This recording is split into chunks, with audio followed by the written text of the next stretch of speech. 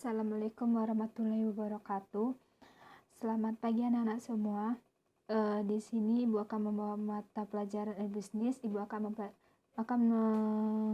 mengajari tentang pengaruh lingkungan makro terhadap e-bisnis pada perusahaan-perusahaan besar.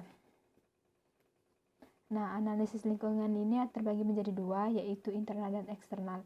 Di mana analisis internal atau analisis organisasi yang dilakukan untuk mengetahui faktor-faktor strategis internal, yaitu ada kekuatan atau strengths dan kelemahan atau weakness yang mungkin perusahaan untuk mengambil keuntungan dari peluang atau opportunities, mengambil keuntungan dari peluang dan sambil menghindari ancaman atau threats.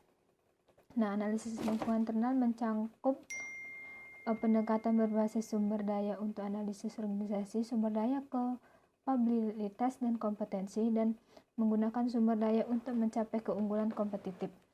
Nah, selanjutnya analisis rantai nilai atau valuation analysis. Kemudian ada analisis sumber daya dan kapabilitas fungsional.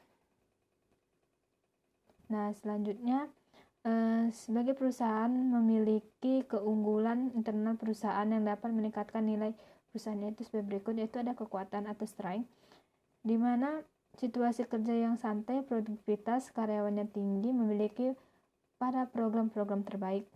Kedua, memiliki modal yang besar. Ketiga, memiliki komunikasi terbuka, setiap orang dihubungkan dengan jaringan elektronik atau sebagai alat komunikasi. Nah, di mana kelemahan weakness yaitu terlalu terobsesi untuk memuaskan pelanggannya, contohnya seperti IBM, sehingga faktor-faktor kemungkinan kegagalan tidak terpikirkan. Yang kedua, ada Microsoft tidak mampu mengatasi keunggulan promosi Word Perfect yang lebih mengakar. Yang ketiga, Microsoft gagal mengenali kebutuhan penggunanya, tapi menciptakan suatu produk yang akan nanti jadi gagal. Nah, selanjutnya analisis lingkungan eksternal, yaitu analisis ini meliputi analisis lingkungan alam, analisis lingkungan sosial, dan analisis lingkungan tugas atau industri. Manajemen juga harus memasukkan dampak aktivitas perusahaan tersebut, lingkungan alam, ke dalam proses pengambilan keputusan strateginya. Nah, analisis lingkungan eksternal ini mencakup 4, yaitu analisis lingkungan sosial, analisis industri, atau analisis lingkungan tugas. Yang keempat, tipe strategis pesaingnya. Nah, selanjutnya ada pengaruh lingkungan makro terhadap e-bisnis pada perusahaan besar, khususnya di Google. Yang pertama adalah kekuatannya, itu Google memiliki brand ternama yang sangat terkenal, diakui di dunia dengan fasilitas mesin pencarinya dalam bidang internet. Yang kedua, Google memiliki banyak karyawan yang cerdas dan memiliki ide-ide yang brilian, sehingga dapat menciptakan produk-produk baru yang canggih dan inovatif. Yang ketiga, platform Google sangat ideal untuk tujuan periklanan.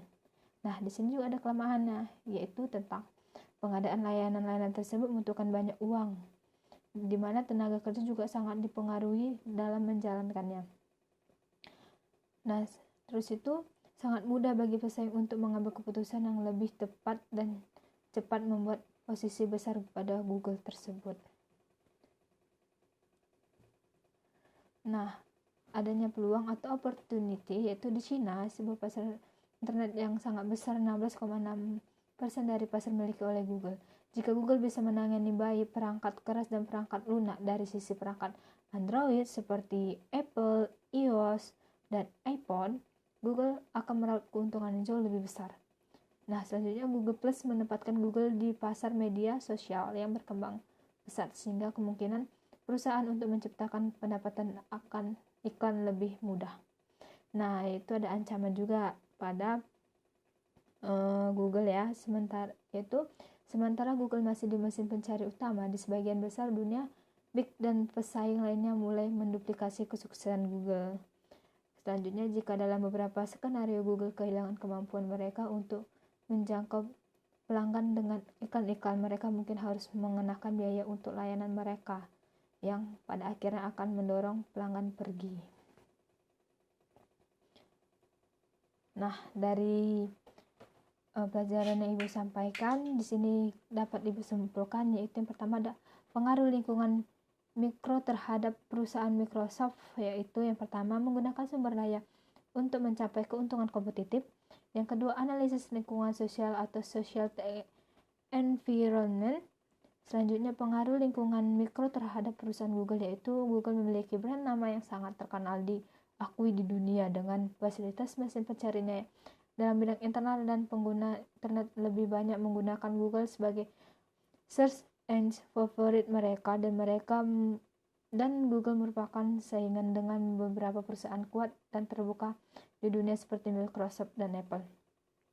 Pengaruh lingkungan mikro terhadap perusahaan Facebook, yaitu sebagai sarana yang sangat efektif bagi para politikus di negara maju maupun berkembang beriklan dan berkampanye, tidak membutuhkan biaya besar dan mendapatkan hasil yang maksimal. Nah, sekian dari presentasi Ibu. Jika ingin bertanya, boleh di WA atau kirim email ke Ibu. Jika Ibu ada salah kata, Ibu minta maaf. Assalamualaikum warahmatullahi wabarakatuh dan selamat pagi.